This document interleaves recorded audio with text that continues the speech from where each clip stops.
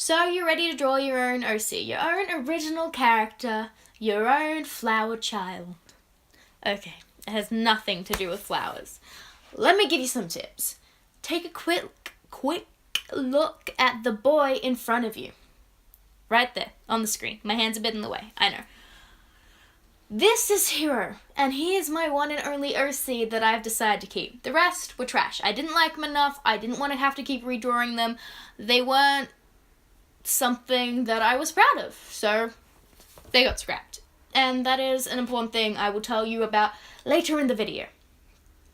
Here's what you'll notice about Hero. He is comprised entirely of basic shapes. I have a very easy time going over him, drawing him in the first place. His ears are literally semicircles and his face is a simple wine glass shape. And that's important.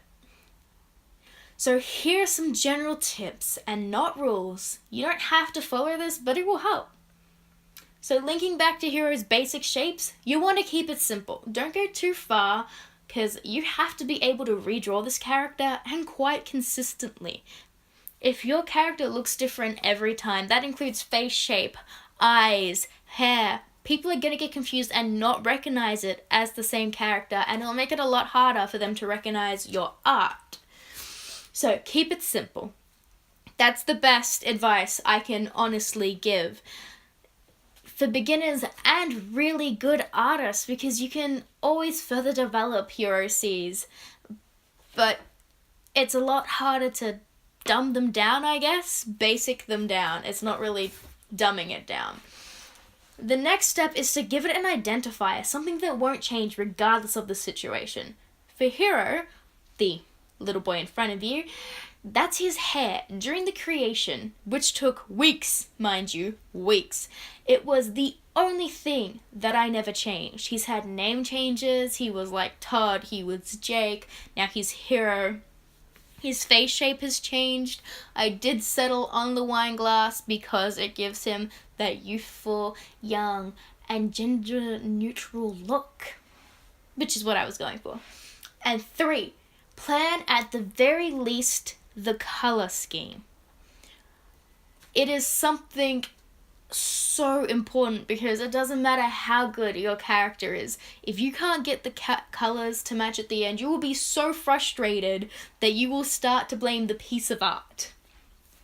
I won't be showing that in this video, but here is a pale blonde with blue eyes and fair skin.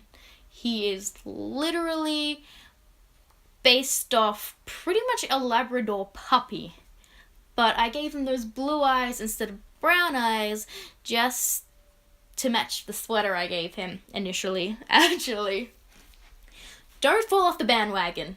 That is the best advice I can give you. Like I said, it needs to be simple. It needs to have an easy identifier, and you need to be able to plan the color scheme. So if you take it too far and your first OC is outlandish and crazy, it's going to be hard to redraw, which kills tip number 1.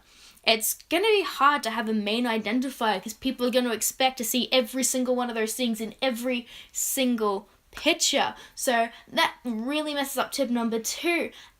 And it can really mess up number 3 because just a few colors is much better than way too many.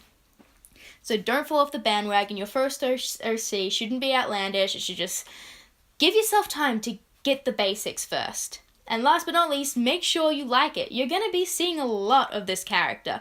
Don't be afraid of what everyone else would think. This is your character. You own it. It is your expression. It is your child.